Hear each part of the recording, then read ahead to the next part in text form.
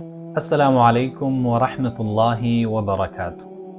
تاسو ته بهتره معلومه ده چې تاسو سره ما وعده کړې وه د ایمان ارکان به ذکر کوو. نن چې دی اولنی رکن ذکر کوو د ایمان د ارکانو نه. دا ویډیو ډېره زیاته مهمه ده د ټولو وروڼو دپاره باید چې ټول یې واورئ او ملګرو سره چې دی شریکه کړي. اولنی رکن د ایمان د ارکانو نه هغه دی په الله سبحانه وتعالی باندې ایمان لرل، الایمان بالله. د دې معنا دا ده چې کلک یقین او عقیده ساتل د الله سبحانه وتعالی په وجود او په ربوبیت، الوهیت او اسماء او صفاتو باندې.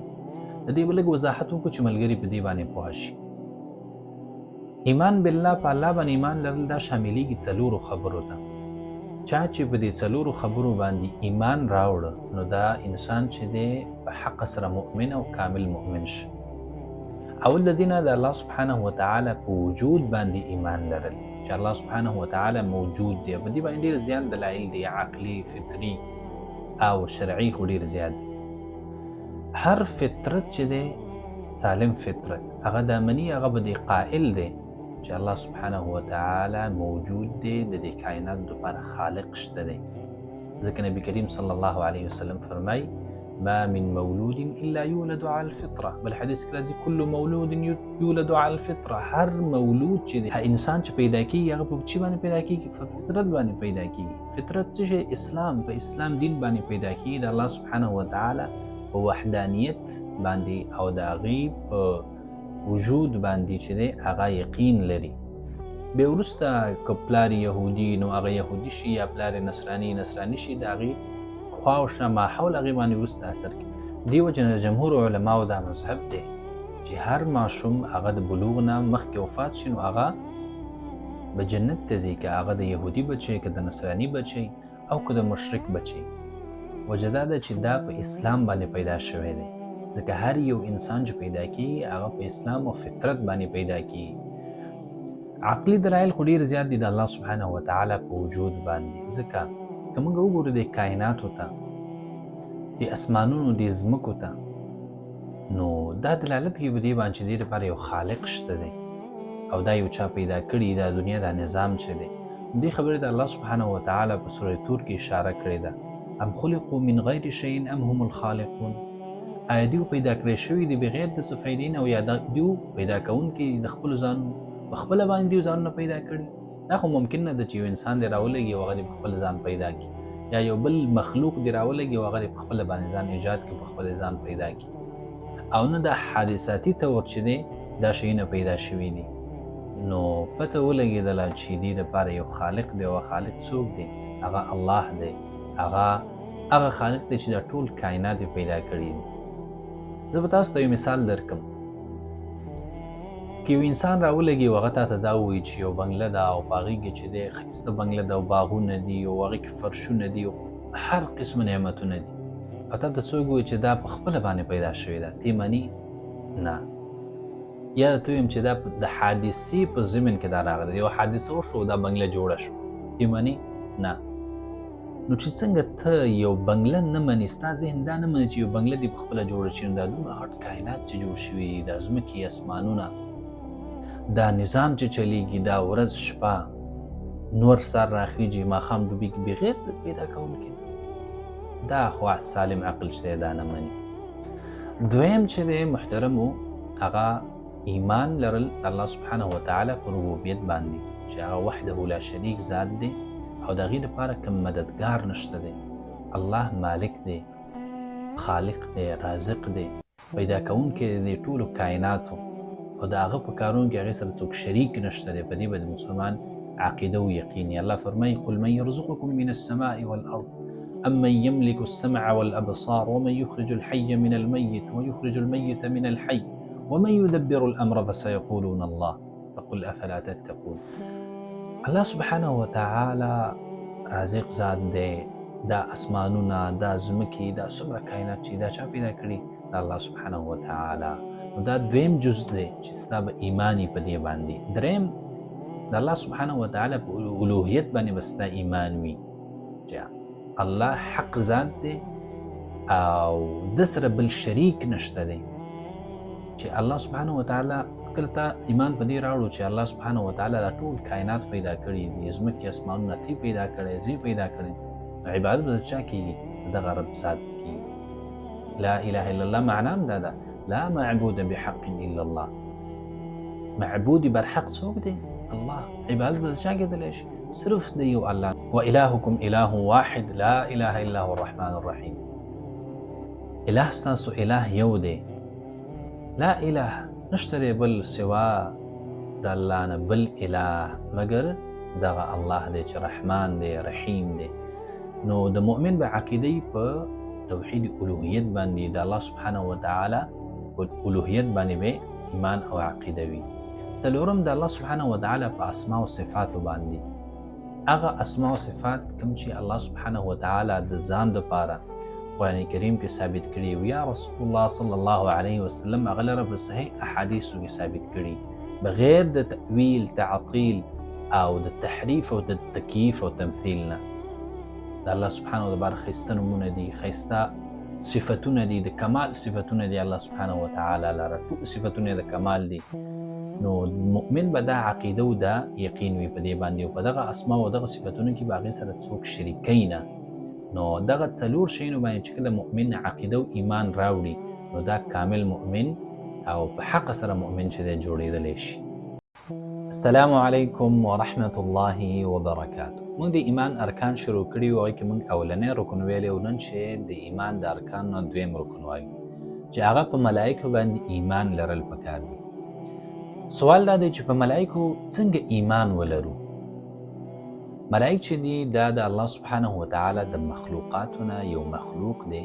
الله سبحانه وتعالى پیدا کړي د نور د رڼا نه، انسانان پیدا کړي د خټې نه، او دغه رنګې ابلیس چې دی الله سبحانه وتعالى دا پیدا کړی دی د اور. الله سبحانه وتعالى د ملائکو په صفت کې فرمایي لا يعصون الله ما امرهم ويفعلون ما يؤمرون. دوی الله سبحانه وتعالى نافرمانی نه کوي. کم کار باندې چې الله سبحانه وتعالى دیو ته امر وکړي بس دیو هغه کوي، بالکل د الله سبحانه وتعالى نافرمانی نه کوي. د دیو عادت باره کې دا ده چې د دیو عادت ډیر زیات دی او صرف الله سبحانه وتعالى ته دیو پته ده. نبی کریم صلی الله علیه وسلم فرمایي په اووم اسمان کې یو کور دی چې هغې ته بیت العباده ویلی کېږي او هغې ته هره ورځ 80,000 ملایک چې دی راځي او هغې کې عبادت کوي او دغه بیا واپس کېږي بیرته نه راځي دی کور ته او نور 80,000 بله ورځ راځي او عبادت کوي. نو دې نه پته لګي چې دا د الله سبحانه وتعالى ډېر زیات مخلوق دی او ملایک چې ډېر زیات دي. د عقیدي امامانو چې دی هغه دا خبرې واضح کړي چې ملایکو ته به د ذکورو او اناثو نسبت نشي کېدلی، مطلب د نر او ښځې نسبت به هغې ته نشي کېدلی چې دا ملایک دا نر دي که دا ښځې دي. او الله سبحانه وتعالى سخت رد کړی دی په مشرکانو باندې چې کله مشرکانو دیو ته د ښځینهو نسبت کړی او بل الله سبحانه وتعالى دیو ته دا قوت ورکړی دی چې دیو په مختلفو شکلونو باندې راتلی شي. جبرائیل چې دی هغه د یو انسان په شکل کې چې دی حاضر شو د نبی کریم صلی الله علیه وسلم مجلس ته چې مشهور حدیث دی هیڅ چا نه پېژانده زموږ په خوا کې او په دې باندې چې دی څه اثر هم نه و د سفر. ځکه هغه وخت کې خو ګاډي او جازونه نه و، خامخا چا چې به سفر وکړو د لرې ځای نه نو هغې باندې به ګرد و غبار و، د سفر اثرات به ورباندې وو. خو دې باندې هیڅ قسمه اثرات نه و، سپینې جامې وې، تورې ویښتانو او د نبي کریم صلی الله علیه وسلم نه یې پوښتنې شروع کړې. نو الله سبحانه وتعالى ملائکو ته دا قوت ورکړی دی چې هغې ځانونه په نورو اشکالو باندې نورو شکلونو باندې هغه بدلولی شي. دغه رنګې ملائک چې دی الله سبحانه وتعالى مختلفې وظیفې ورکړي هغې ته، لکه ځینې الله سبحانه وتعالى په عرش باندې مقررې کړي دي، ځینې په انسانانو باندې مقرر کړي چې د هغې نیکیانې ولیکي، ځینې چې دی د بدنو دپاره مقرر کړي چې د انسانانو بدنې ولیکي. دغه رنګې ځینې داسې ملائک دي چې هغې دنیا کې ګرځي او هغه مجلسونو ته حاضرېږي کوم کې چې د الله سبحانه وتعالى ذکر کېږي او دغه رنګې مختلف قسمه عملونه چې دی الله سبحانه وتعالى دیو ته سپارلی دي او دیو چې دی هغه کوي، لکه ملک الموت شو، اسرافیل، اسرائیل، دا نومونه به تاسو ټول اورېدلي. جبریل علیه السلام چې هغه په وحي باندې موکل و، هغې به نبیانو ته چې دی وحي وړله راوړله او دیو له چې دی ټولو ملایکو ته الله سبحانه وتعالى ناشنا قوت ورکړی او مختلف و په قوت کې. د جبریل علیه السلام باره کې راځي چې هغې تقریبا 600 وزرې لرلې او یو وزر د هغې دومره و لکه انسان وګوري د هغې نظر چې څومره رسیږي. او جبریل چې دی هغه قوم لوط له چې الله سبحانه وتعالی د دې په واسطه باندې عذاب ورکړی و چې هغې وي شد کړي و او رانه سکور کړي و. نو الله سبحانه وتعالی ډیر قوت ورکړی دی او ډیر عظیم ترین مخلوق دی د الله سبحانه وتعالی. السلام علیکم ورحمت الله وبرکاته. موږ د ایمان ارکان شروع کړي او په هغې کې موږ 2 رکنونه ویلي وو، په الله ایمان لرل، په ملایکو ایمان لرل. نن چې دی 3 رکن وایو، په آسماني کتابونو ایمان لرل. په آسماني کتابونو څنګه ایمان ولرو؟ دا خبره ځکه چې دې کې یو څو خبرې دي، که چېرته په دې ته ایمان را نه وړو نو ته مؤمن نشې جوړېدلی. اول چې څومره آسماني کتابونه دي چې هغه قرآن کریم کې ذکر دي او که نه دي ذکر، په هغې به زموږ ایمان وي، لکه تورات، انجیل، زبور، قرآن کریم او صحف ابراهیم و موسی. په دې به زموږ ایمان وي چې دا د الله سبحانه وتعالی د طرفه را نازل شوي دي او دا د الله سبحانه وتعالی کلام او خبرې دي. اول. دویم خبره دا ده چې دا کتابونه حق کتابونه دي، زموږ به په ایمان وي. نو هغه شریعت چې دغه کتابونو کې راغلی دی نو هغه زموږ دپاره څنګه دی؟ موږ په هغې باندې عمل کولی شو که نه شو کولی؟ نو خبره دا ده چې هغه شریعت چې په هغه کتابونو کې راغلی دی او هغه بیرته قرآن کریم کې نقل شوی دی یا سنت نبوي کې نقل شوی دی، نو هغې باندې به عمل کېدلی شي. او کوم چې زموږ د شریعت سره نه دی برابر، قرآن کریم کې د هغې ذکر نه دی راغلی، رسول صلی الله علیه وسلم تایید نه دی کړی په احادیثو کې، نو هغې نه به چوپ پاتې کېږو، ځکه چې په دغه کتابونو کې تحریف شوی دی. اوس چې دغه کوم کتابونه د اهل کتابو په لاس کې د یهود او نصارا، دا هغه کتابونه نه دي، بلکې دې کې تحریف شوی دی په ډېرو ځایونو کې او بدل شوي دي او ځان نه پکې چې دی خبرې لیکلی شوي دي. نو موږ له چې دی په دې باندې بلکل عمل نه دی جایز، او زموږ به دا یقین وي او دا به زموږ عقیده وي چې قرآن کریم دا د ټول نه افضل کتاب دی، غوره کتاب دی او دا اخیری کتاب دی او د ټول امت دپاره دا رالیږلی شوی دی. او دغه کتابونه چې دي دا په خپل وخت باندې چې دی د خلکو لپاره رالیږلی شوي، د قومونو لپاره. او قرآن کریم چې دا د ټول امت چې څومره خلک دي په دنیا کې تر یوم القیامه د قیامت ورځې پورې چې څومره خلک دي نو ټول به په دې باندې عمل کولی شي.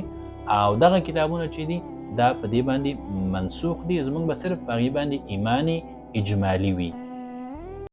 السلام علیکم ورحمت الله وبرکاته. موږ د ایمان ارکان شروع کړي په هغې کې چې دی موږ اول، دویم، دریم رکن ویلی او نن چې دی 4م رکن وایو. هغه دی په رسولانو باندې ایمان لرل. په رسولانو به څنګه ایمان لرو؟ 4 خبرې زده که. اول، زموږ به دا یقین او عقیده وي چې څومره رسولان او انبیا الله سبحانه وتعالی رالیږلي دي نو هغوی په دې خبر رالیږلي دي چې خلک راوبري د الله سبحانه وتعالی عبادت ته، چې صرف د الله عبادت وکړي او د کفر او شرک او طاغوت نه ځان وساتي. لکه الله سبحانه وتعالی فرمایي ولقد بعثنا في كل أمة رسولا أن اعبدوا الله واجتنبوا الطاغوت. دویم، زموږ به ایمان وي په هغه انبیا او رسولانو باندې کوم چې په قرآن کریم او سنت نبوي کې د هغې نومونه ذکر شوي، لکه 15 نومونه هغه د انبیا او رسولانو چې دی په قرآن کریم کې ذکر شوي.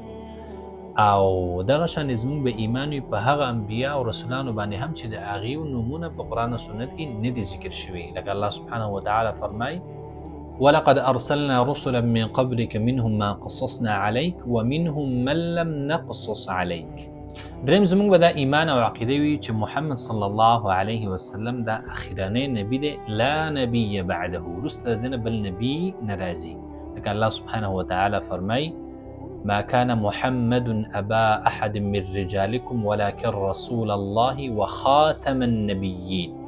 4م چې دا ډیره زیاته ضروري خبره ده، زموږ به دا عقیده او ایمان وي چې څومره انبیا څومره رسولان الله سبحانه وتعالی رالیږلي دي هغې د الله سبحانه وتعالی پیغام خپل قوم ته رسولی دی، نه په دې کې زیاتی کړی دی، نه په کې کمی کړی دی او نه په کې کمې خبرې پټې کړي دي، بلکې څه چې الله سبحانه وتعالی هغه ته ویلي دي نو هغه خپل قوم ته رسولی دي په پوره ایماندارۍ او دیانتدارۍ باندې. زموږ به دا عقیده او یقین وي چې هر نبی خپل قوم د خیرونو نه خبر کړی دی چې څومره خیر دی هغې ورته ښودلی دي او چې څومره شرونه دي نو هغې نه خپل قوم هغه منع کړی دی.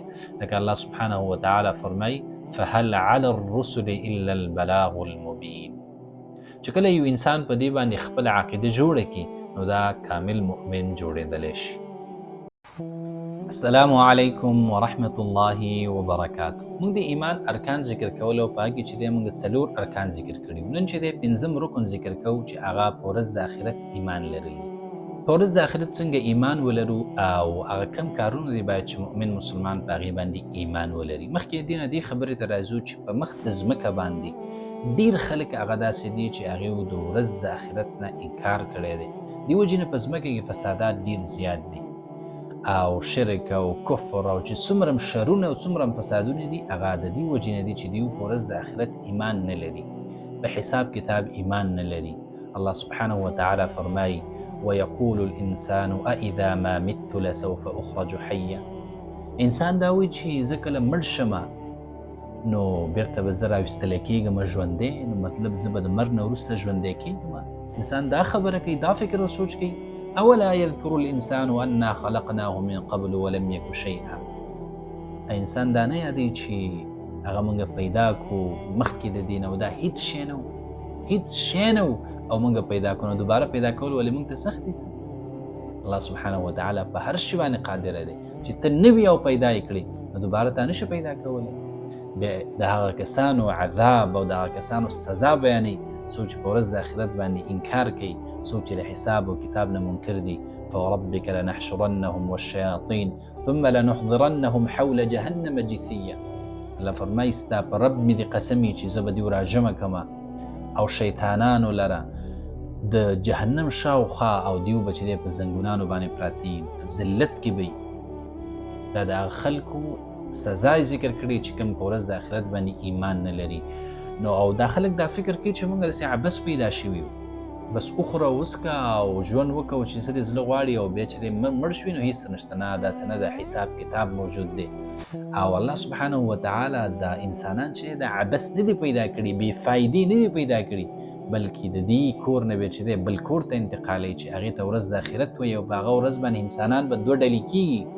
هغه خلکو چې د الله سبحانه وتعالی عبادت کړی دی، د الله خبرې منلې ده، د الله قانون یې په خپل ژوند کې عملي کړی او په دنیا کې هغوی به جنت ته ځي. او هغه خلک چې هغوی د الله نافرماني کړې ده او په خپل طبع او په خپل خواهش باندې خپله زندګي تېره کړې ده، د الله قانون ته یې غاړه نه ده ایښودې، نو هغه به جهنم ته ځي او انکار یې کړی او کفر یې کړی د الله په نبیانو، د الله په کتابونو باندې او په ورځ د آخرت او په دې انکار کړی دی. دا خلک به چېرته ځي؟ جهنم ته به ځي. نو مؤمن مسلمان باید په څه شي باندې ایمان ولري؟ په هغه چې د مرګ نه وروسته چې دی بل ژوند دی، په ورځ د آخرت چې حساب کتاب به کېږي، دغه رنګې په جنت او په جهنم باندې هغه خلک چې د الله سبحانه وتعالی نافرمانی کړې ده هغه به جهنم ته ځي. الله یې نه دی منلی، د الله رسولانو انکار یې کړی، کفر یې کړی، شرک یې کړی دی. او هغه خلک چې هغوی عبادت کړی ده، د الله طاعت یې کړی دی، د الله خبرې منلې ده او د الله قانون ته یې غاړه ایښودې ده، نو هغه خلک به چېرته ځي؟ جنت ته به ځي. او دغه رنګې د ورځ د آخرت سره چې دی څومره احوال چې الله سبحانه وتعالی موږ ته قرآن کې ذکر کړي دي او رسول الله صلی الله علیه وسلم په احادیثو کې ذکر کړي دي، نو په هغه ټولو باندې چې دی د مؤمنانو باید ایمان وي. لکه قبر شو، د قبر عذاب شو، دغه رنګې به حساب کتاب، دغه رنګې پل صراط، دغه رنګې حوض، او چې څومره احوال الله سبحانه وتعالی او د الله نبي ذکر کړي دي په صحیح احادیثو کې، نو په هغه ټولو باندې به د مؤمن ایمان وي. السلام علیکم ورحمة الله وبرکاته. موږ د ایمان ارکان شروع کړیو، په هغه کې موږ 5 ارکان ویلو. نن چې دی اخرنی رکن وایو چې هغه ایمان لرل دي په تقدیر د خیر او شر باندې. موږ به څنګه ایمان لرو په تقدیر د خیر او شر؟ نو دا څلور خبرې زده کړه. که چېرته به د څلور خبرو ته ایمان راوړو نو ستا ایمان چې دی هغه صحیح شو. اول، الله سبحانه وتعالی په هر یو شي باندې پوهیږي. زمونږ به ټولو دا ایمان او عقیدې چې الله په هر یو شي باندې پوهیږي. دغه رنګې دویم، زمونږ به دا ایمان او عقیده وي چې الله سبحانه وتعالی دا هر څه لیکلي دي، د دې ټولو شیانو تقدیر چې دی هغه لیکلی شوی دی او هغه سره په لوح محفوظ کې دی. الله سبحانه وتعالی فرمایي الم تعلم ان الله يعلم ما في السماوات والارض ان ذلك في كتاب ان ذلك على الله يسير. دا رنګې حدیث کې راځي، نبی کریم صلی الله علیه وسلم فرمایي الله سبحانه وتعالی د ځمکې او اسمانونو د پیدایښت نه مخکې 50,000 کاله مخکې د دې تقدیر لیکلی د ټولو شیانو د ټولو مخلوقاتو تقدیر الله سبحانه وتعالی لیکلی دی. دغه رنګ بل حدیث کې راځي اول شی چې الله سبحانه وتعالی پیدا کړ هغه څه شی قلم او قلم ته وفرمایل الله اکتب ولیکه. قلم ته فرمایل ای الله زه څه شی ولیکم؟ الله سبحانه وتعالی ورته وفرمایل و د هر یو شي تقدیر ولیکه د قیامت ورځې پورې. نو قیامت ورځې پورې څومره شیونه راځي د دې ټولو تقدیر لیکلی شوی دی. زموږ به دا ایمان وي چې الله سبحانه وتعالی په هر یو شي باندې پوهیږي.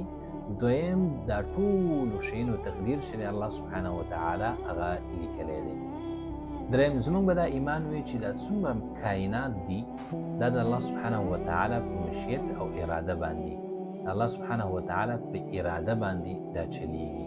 که الله سبحانه وتعالی یو شی وغواړي هغه کیږي، که یو شی ونه غواړي نو هغه نه کیږي. زموږ به دا ایمان او عقیده وي چې څومره کائنات دي دا ټول د الله سبحانه وتعالی په اراده باندې دا چلیږي.